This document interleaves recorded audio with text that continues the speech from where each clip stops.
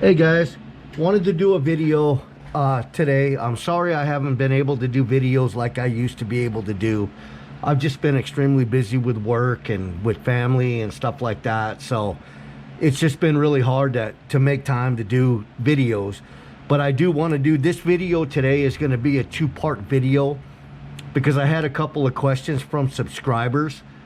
So it may run a little bit longer than normal, but we'll just, if people don't want to watch it, they don't want to watch it. I can't worry about that anymore. I'm just gonna try to get the information out there that like my subscribers and stuff asked for. So the first one was a subscriber that asked, what are the different differentials in the Mini Zs and which one would be best to do a locked differential? Okay, my opinion of that is, unless you're running an all-wheel drive car, there is no reason to lock the diff on a Mini Z, because what's going to happen is if you lock the diff too tight, all it's going to do is swap ends on you all the time. It's kind of like running a posi rear end in a drag car. A posi rear end is not designed to make corners or run on a road course. So anyway, I'm going to start with the different types of differentials that are in the Mini Zs. The first one here is the stock differential, which is the one that comes in the kit. These are gear differentials. So what we do with these racing wise is we put grease in them depending on how you want the diff to load and unload. My personal preference is on all of mine that run the factory diffs. I run 30,000 weight Kyosho oil in them, and they seem to do awesome. Okay, the second one is the Kyosho ball diffs, and this is just, it's a ball diff, but it gives a little bit better acceleration, and it makes the car smoother if you go to the ball diff. Now you need to be careful because you need to check your rule sets, because some tracks will not allow you to run this in like what they say is a box stock class or something that's equivalent to that. There's multiple different classes now for these cars and multiple rule sets, so you just need to know what rule set you're running. Now, this is a PN ball diff. Okay, which is essentially just like the Kyosho diff. The difference is, which is a big difference, is on when you go from the Kyosho diffs to the aftermarket diffs, most of them go from 0.5 mod pitch to 64 pitch. Okay, so PN also does make a 0.5 mod pitch gear diff that you can order. Sometimes they're hard to find, sometimes they're easy to find. It just depends on what you want to do. One of the complications with going to a 64 pitch diff is the Kyosho cars with the motor plates aren't designed for it, so you need to either go to a aftermarket pod on the back end of the car, or you need to find, there are a few people out there that have 3D printed plates to go to 64 pitch with the stock Kyosho rear pods. So it's just something that you're gonna have to figure out. There is a couple of other types of diffs that I'm gonna show you right now too. These are in cars, and I didn't want to take them out because the cars are set up and I'm racing this weekend. So the next one is my 2500 car. Now this is an atomic car. So this is a really, really high dollar Mini Z that I run in 2500 LiPo stock. This has, it's a gear diff that's back here. And you really can't see it very well, but in the front edge of this, there's like a set of clutch plates. And this diff will adjust accordingly to the tracks you're running on, or to a point it will. And I really like this diff, but they're kind of expensive and hard to find. This one came with this kit, and it just, I leave it in here because the car just runs really well with this diff. And what it does is it enables you to, as you put power to it, this stiffens up, and it kind of adjusts for your driving style, which is a really cool thing that a lot of cars don't do. Now on this car, and I will do another video on this because I know you guys are probably going to be firing questions at me about this. Yes, this is a 3D printed chassis, and these chassis are awesome. I will do a separate dedicated video on these chassis because I've been running this for probably 6 months now, and these chassis are very, very competitive with the reflex cars and the GL cars and the atomic cars in the classes that you run. So I'll get into way more detail on this on a future video. The only reason why I brought this car out today was to show you that this is, the diff that's in this one is a PN gear differential. And this one is adjustable also. You adjust it with this ring right here that my finger's on to tighten it up or loosen it up for track conditions. If you're running on the same track all the time, then you usually only have to set the diff one time and it's done. If you're running on different tracks, then you've got to adjust the diff for traction, stuff like that, just different stuff that comes up. What I do, and it's a little bit tricky to do if you don't have a track at home. I've got a Mini Z track here at home, so I set them to where the car goes. It slips for maybe 2-3 seconds, and then it grabs on the diff and it goes. And it's right at the point of the car wanting to swap ends, but it doesn't. It still stays in a perfectly straight line. So, and that's where I like them to be. You can try putting like heavier diff oil in like the gear diffs if you want to, but I think you're going to get to a point where it's going to want to swap ends on you too much, and then the car is going to be essentially undrivable. Really, the only time that you lock up a diff is a front diff on a four-wheel drive car. So that makes things a little bit trickier because you're not running. I mean, I do run all-wheel drive, but it's a totally different setup for all-wheel drives, and I'll put that down on the list too to make a future video on that. So anyway, that's the different diffs, and what they do, and like what I run. Like I says, if you running a rear-wheel drive Mini Z, you really don't want to lock the rear diff, because all it's going to want to do is swap front end to back end on you, and every time you go around a corner, it's going to want to spin out. So that's the answer to the first subscriber that I had. And now the answer to my second subscriber's question. One of my subscribers put up there that my box stock really isn't a box stock car. And yes, he is right in that situation. Okay, I've tried to preach this to everybody with the previous videos that I've done, is that if you're gonna run Mini Z, you need to check with your local track to see what rule set they are running. So I'll try to be more clear on this in this video, because there's actually 3 rule sets that Mini Z runs.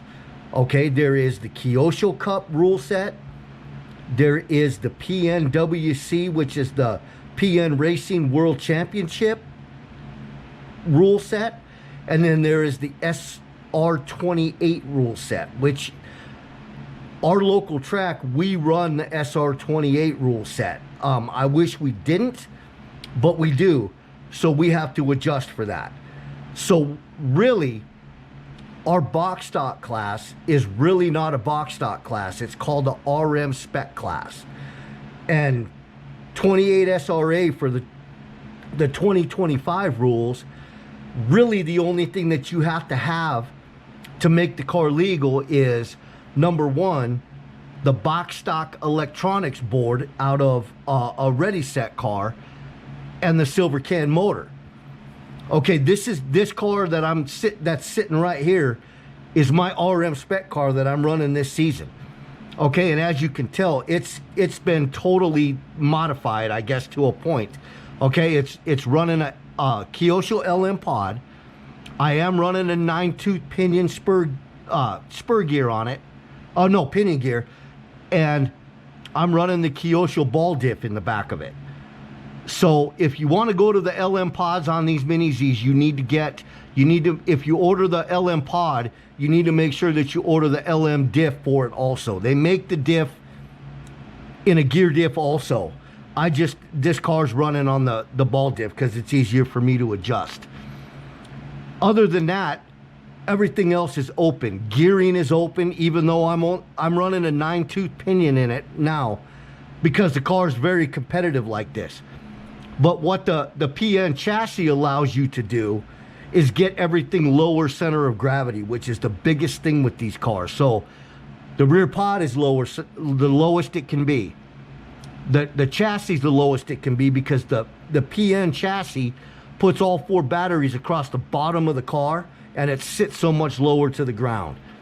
I am running the Kyosho aluminum arms on it. What are they? I can't remember what they call the Route 246 with 1 degree of camber in them. I'm running yellow springs on the front of the car, and then I'm running the Route 246 rear dampener plate with the spring instead. It doesn't have dampeners on it, the disc dampeners on it. It just has the rear spring on the plate, so it can move freely just like a regular Mini Z can with the shock on the back end. But it's got for setup purposes, it's got the plate and stuff like that on it, and it still has the stock Mini Z servo in it. Because you can't change the car, you have to run the factory electronics from a ready set car in it. And these are what we call the RM spec. This is what we run at our local track here.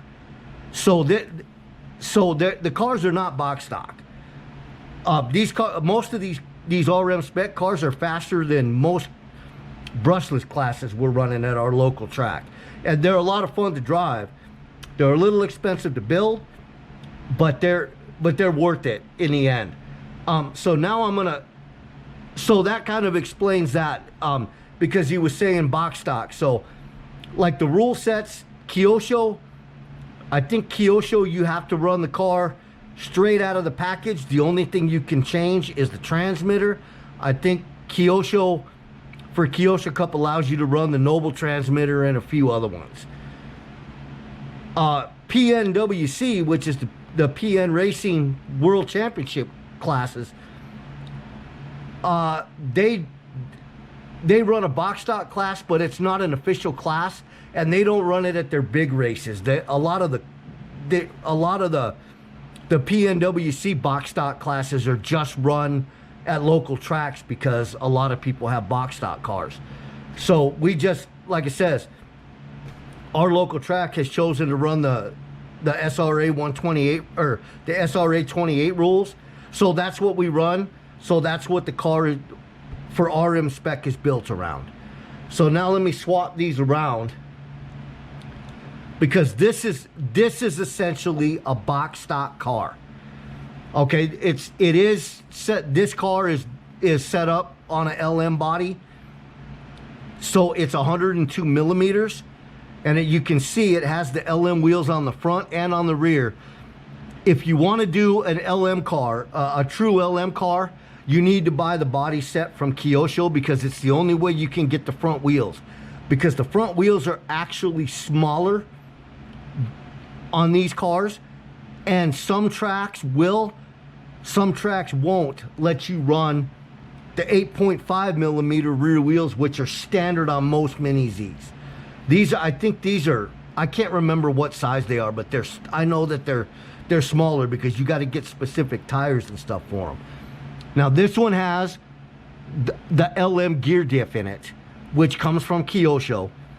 I've got 30,000 weight oil in it, so the car hooks up really well. It's got a 9-tooth pinion.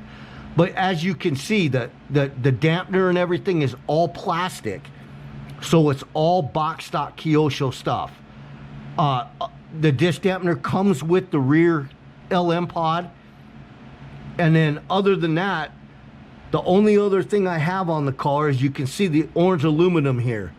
These are the PN MR03 low down front knuckles. And the only reason why we're allowed to run these on the box stock cars at our local track is the fact that it's a 28 SRA rule. A couple of years ago, guys were running the box stock cars and they were breaking the front knuckles, hitting stuff or banging into people or whatever. But the front knuckles is a weak point on the MR03s. So they allowed it to run the PN front knuckles, the aluminum front knuckles. The big thing is you have to make sure that there's 0 degrees of camber.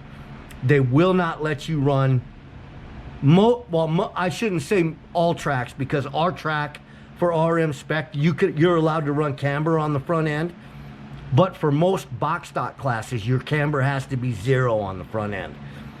So anyway, I hope this clears up some of that confusion between box stock and RM spec and all that. So it's just the rule sets, and each one of them is different.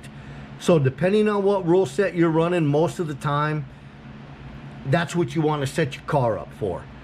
You know, I'll do some videos in the future on the other mini Z's and stuff that I have, because I have about 10 of them right now. Some of them are set up to run out of town for different rule sets, and some of them are set up to run local here at our track. And I'll get into more detail on those in videos when I can get into detail on the actual cars and why I am running certain classes and stuff like that. Because I'm also running, my race schedule is really busy right now, because other than we run Mini Z 1 week a month. We run 18th scale 1RC oval, including the RM spec cars. We also run those on oval once a month. So that's two weekends of the month that we're running Mini Z stuff at the local track and local club. And then on the in-between weeks, I'm running 10th scale, because I think since the last time I did a video on this, I have gotten into running 10th scale Tamiya TCS cars and 10th scale club racing cars. So those are going to have to wait for different videos, because they're all set up different, and some of you guys may be interested in them and some of you guys may not. I know most of the content that I do is Mini Z, because it's what I run the most, and a lot of guys are really interested in the stuff that you can do with the Mini Zs. But there is also, I'm having a great time running the 10th scale stuff too. I know when I started with the channel and stuff, it was mainly FPV drones. I don't fly drones anymore. I still have a bunch, and I have some for sale. So if any of you guys that are watching the channel are interested in FPV stuff, or you want to purchase some, I have them, and I'll cut you some really good deals on them, because mainly right now they've just been hanging on the wall. Let's see, and other than that, it's all just been car racing stuff for me. So I will do some more videos in the future on the other cars and stuff as I get them ready. I think the best way for me to do this is, as I'm getting set up and ready for a race weekend, I'll do videos on the cars so you guys can see the cars and what the setup is on them and why I'm setting them up that way. So anyway, I hope you guys still stick around for the videos, because I'm really working hard to try to get more time to do some more videos like I was before. And because I really would like to be able to put up a video once a week if I can. I just have to make sure that I've got the time to do it. It's really hard right now to like record at the races because I'm running multiple classes. But if you go to YouTube and you look for Las Vegas Mini Z Underground, they put up our full race days in videos, so you can see some of the racing that I'm doing. So again, it's Las Vegas Mini Z. Las Vegas Mini Z Underground is what it is. So if you guys are interested in watching some racing, we do it over there every other weekend. So like it says, one weekend is Mini Z on road course, and then the other weekend is 118 1RC and Mini Z on the oval. So anyway, I'm hoping that I'm not going to lose any subscribers, and I hope you guys are going to stick around, and I really am working on getting some more up. So we will talk to you guys in the next one. Again, there was other stuff I wanted to do this year. I wanted to do a couple of speed run competitions and stuff. I just don't have time to do it. So I've kind of put the speed run stuff off on the side because I just don't have enough time for everything. So when me getting back into 110 scale racing too, I really enjoy it, and it's a lot of fun. And it, like, the Mini Z helps with practice, just track time and wheel time, even for the 110 scale stuff. And I will try to get some videos up of the 110 scale stuff and some of the racing, because I know that they don't record the races out at the local track. And it's kind of hit or miss right now because it's been so hot here where I live that they're not always running. They're trying to get lights for the track so we can run at nighttime instead of during the day. So it's just a lot of stuff going on. So anyway, I hope you guys enjoyed this video and it answered your guys' questions that needed to be answered for now. And keep posting in the comments, and if you guys have questions, let me know. Like I says, I'll do some future videos on the other stuff and the 10 scale stuff, and so hopefully you can catch up on what I've been doing. So we will talk to you guys in the next one.